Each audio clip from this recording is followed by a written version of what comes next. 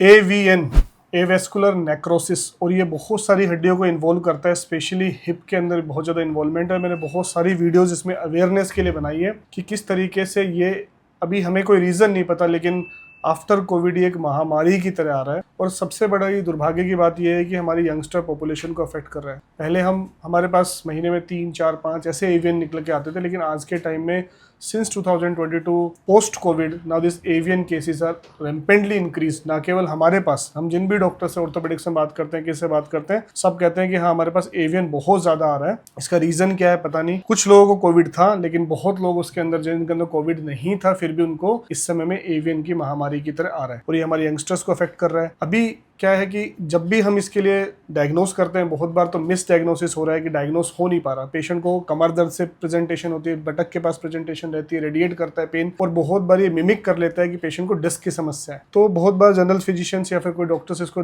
जब हमारे पास पेशेंट आता है, कहता है अभी तक तो सिर्फ मेरे को 2 साल से दिखा रहा हूँ, बैक की प्रॉब्लम से ट्रीट कर रहे थे, अब जब बाद में पेन खत्म नहीं हुआ तो MRI हिप का कराया तो मेरे को ग्रेड 3 ग्रेड 4 एवियन आ गया। ऐसी सिचुएशन के अंदर मैक्सिमम टाइम में सर्जिकल इंटरवेंशन यानी कि हिप रिप्लेसमेंट की बात कह दी जाती है, लेकिन हिप रिप्लेसमेंट करना बड़ा आसान है, बहुत सक्सेसफुल सर्जरी है, ग्रेड 4 के अंदर करनी चाहिए। हम लोग भी कर रहे हैं, हमारी पूरी टीम कर रही है। We have complete setup for replacement as well as arthroscopy as well as trauma, everything we are doing, so we have a complete package for that thing. लेकिन up to grade 3 we try to save the hip, और इसमें बहुत सारी चीजें होती हैं कि patient की लाइफस्टाइल बदल जाती है, पेशेंट की खुद की पहले की लाइफ क्या है और वो क्या काम करता है, क्या नहीं करता है, कैसे उसकी लाइफ में इफेक्ट होने वाला है, मैरिड है, अनमैरिड है, ये सारे के सारे फैक्टर्स को कंसिडर करना बहुत जरूरी है। गाँव में रहता है, बाहर रहता है, क्या करते हैं, बिकॉज अगर आप हिप रिप्लेसमेंट करते हो then you need a European toilet, आपको अब वेस्टर्न टॉयलेट की इस्तेमाल करना पड़ेगा। आप खेतों के अंदर काम करना बड़ा मुश्किल हो जाता है, जमीन में बैठना बड़ा मुश्किल होता है। इन सारे फैक्टर्स को कंसिडर करते हुए ही हमें ट्रीटमेंट के ऊपर जाना चाहिए, नॉट ओनली कि सिर्फ एवियन देखा और सर्जिकल इंटरवेंशन की तो चलेगी।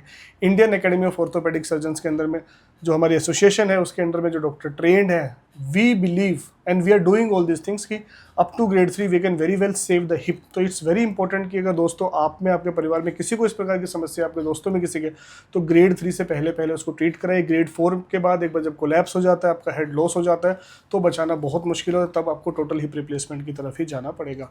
ऐसे हमारे पास एक पेशेंट है मिस्टर राहुल जाटव, ये ग्वालियर MP से हैं, और ये आज से 2 महीने पहले हमारे पास ट्रीटमेंट के लिए आए थे। इनको एवियन बाइलेटरल हिप है, लेफ्ट साइड में it's grade 3 and right side में ग्रेड 2, और इनसे जानते हैं कि अभी तक इनको क्या क्या समस्याएं थी, और 2 महीने के ही Indian academy of orthopaedic surgeon IOS के ट्रीटमेंट प्रोटोकॉल पे इस समय कितना बेटर फील कर रहे हैं।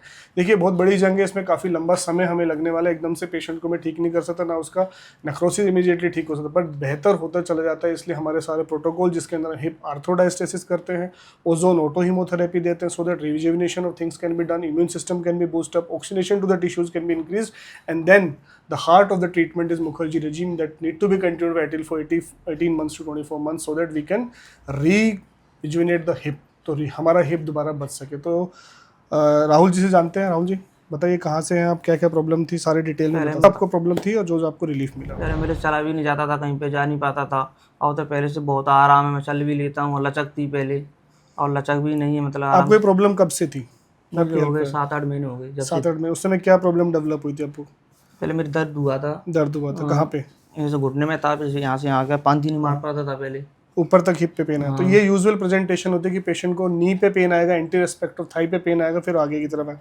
चलने फिरने में दिक्कत होने लगी थी, घूमने फिरने में, बैठने में? बैठ नहीं पाता था। बैठ नहीं पाते थे। गांव में रहते हो? अच्छा। फिर पेन था 24 घंटे? चलने फिरने में लचक थी? बहुत ज्यादा लचक थी। आलती पालती मार के बैठने में, इस तरीके से अभी बैठे हुए बैठ पाते थे? नहीं, पहले नहीं बैठ पाते थे। ओके, फिर आपने कहीं और भी दिखाया? ग्वालियर दिखाया था, वहाँ पे ऑपरेशन के लिए बोला था, हिप रिप्लेसमेंट के लिए। आपने नहीं कराया? नहीं कराया, आपकी वीडियो देखी थी तो इस वजह से यहाँ पे आई थी। ओके, तो हमने आपको 2 चीज़ें करी। पहले हिप आर्थोडायस्टेसिस, इंजेक्शन हिप में लगा था, और ब्लड थेरेपी। तो अभी आपको 2 महीने का ट्रीटमेंट के बाद कितना रिलीफ हो रखा है? पहले से बहुत आराम, 80% आराम पहले से तो बहुत है। किस चीज़ में आराम है? दर्द कम हो गया? हाँ, दर्द कम हो गया पहले से तो। पैर फैलाने में? हाँ, आराम से फैल जाते हैं पहले से। पैर फैल। अब चलने फिरने में कैसा है आपका? चलने फिरने में बहुत बढ़िया है। लचकपन कम है? हाँ, पहले से बेटर महसूस कर रहे हैं? हाँ।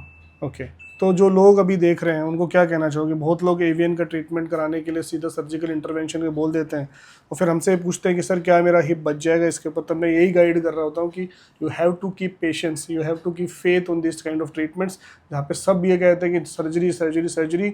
Indian academy of orthopaedic Surgeon से ट्रेंड जितने भी डॉक्टर्स हैं, we are trying to save the hip. और इस जर्नी के अंदर पेशेंट और डॉक्टर दोनों को ही एक साथ चलना होता है। पेशेंट को पेशेंस रखना पड़ता है, डॉक्टर को समय समय पे सारे ट्रीटमेंट्स प्रोटोकॉल्स को फॉलो करवाना पड़ता है। आप मेडिकेशन बाकी चीज़ों को फॉलो करते हो, काफ़ी बेटर। एक बार हिप की मूवमेंट दिखाएं आपकी। पहले कितने पे इसको नीचे कर सकते हैं? पहले भी ये उठता नहीं था, अब तो उठ जाता है आराम से। अभी उठ जाता है, पहले हाँ, उठ नहीं पहले पाता नहीं था, उठ पाता पहले था। नहीं उठ पाता था। इसको उठाइए। सो कह रहे हैं पहले मेरा पैर उठता नहीं था, now you can see the hip is also moving, पूरा ऊपर हाँ, बढ़िया उठ जाता फ्री है। लगता है। हाँ, फ्री लगता इसको है। मोड़ के दिखाइए, ये तो मुड़ ही रहा है बढ़िया। अब इस वाले को मोड़ के दिखाइए। ओके, ये भी मुड़ जाता ये है। भी पूरा मुड़ रहा है। पहले ऐसे मुड़ता था ये? नहीं मुड़ जाता पहले फिर। मुड़ता ही नहीं था, पेन हो जाता था। हाँ, अब तो मुड़ जाता है। गुड, ठीक है। आलती पालती मार के बैठ सकते हो? हाँ, आलती पालती मार लेता हूँ, मेरा थोड़ा सा तो दर्द होता है। थोड़ा सा दर्द होने लग जाता है। पहले आलती पालती होती थी? नहीं, पहले नहीं मार पाता पहले बिल्कुल नहीं। क्या दर्द होना शुरू होता था यहाँ पे? था। हाँ, यहाँ से खिंचता था ये। यहाँ पे खींचता था। So that is the magic of hip arthrodiastasis, कि हमने हिप मूवमेंट को खोला with the help of ozone only, so that the range of movement improved, pain patient का डिक्रीज हो गया, ऑक्सीनेशन वहाँ पे बढ़ने लग गई, वैस्कुलरिटी बढ़ के आ जाएगी। Similarly when we giving auto haemotherapy, today he is coming for auto haemotherapy, जब ऑटो हीमोथेरेपी दे रहे हैं, oxygenation again increases, blood circulation better होगा, इम्यून मॉड्यूलेशन होने वाला, एंटीऑक्सीडेंट की तरह काम करना है। Along with that we are giving them hydrogen therapy and glutathione also, which acts a very potential antioxidant. इस तरीके से अब इन ट्रीटमेंट को प्रोटोकॉल को फॉलो करते हैं तो ग्रेड 3 तक, before the collapse, please note that कि ग्रेड 1, ग्रेड 2, ग्रेड 3 तक हम इसको कंप्लीट तरीके से सेव कर सकते हैं। कई बार ग्रेड 4 के भी पेशेंट हमारे पास हैं, लेकिन इंपॉर्टेंट मुद्दा ये होता है ग्रेड 4 के अंदर अगर कोलैप्स नहीं हुआ है, अगर हिप का कोलैप्स नहीं हुआ, आपकी जो पूरा का पूरा स्फेरिसिटी है वो काफ़ी हद तक मेंटेन है, then also we can save the hip. So friends, आपको, आपके जानने वाले, आपके परिवार में किसी को इस प्रकार की समस्या, तो नीचे दे ये नंबर पे कांटेक्ट कर सकते हैं। अपनी रिपोर्ट हमारी टीम से शेयर करके अपनी फ्री ओपिनियन हमारी टीम से ले सकते हैं। और we are on a mission to save the hip, so that हमारी जो यंगर पॉपुलेशन इस महामारी से, इस समय कोविड के बाद में, क्योंकि हम कोई ऐसा ऑफिशियल कमेंट नहीं कर सकते कि क्यों ऐसा बढ़ गया, क्या हमारे पास रीज़न है, लेकिन yes, everything has increase post Covid. तो एक तरीके से बहुत बड़ा चैलेंज जो हेल्थ केयर के साइड इफेक्ट्स, बाद के इफेक्ट्स, कोविड ऑलमोस्ट सब लोगों को ऑलमोस्ट हुआ था, तो कहीं ना कहीं पे मुझे ऐसा लगता है कोई ना कोई चेंजेस इसमें आए हैं। कुछ स्टडी जिस समय इसके ऊपर है नहीं, but we are keeping a very significant watch on this कि भाई क्यों ऐसा बढ़ रहा है।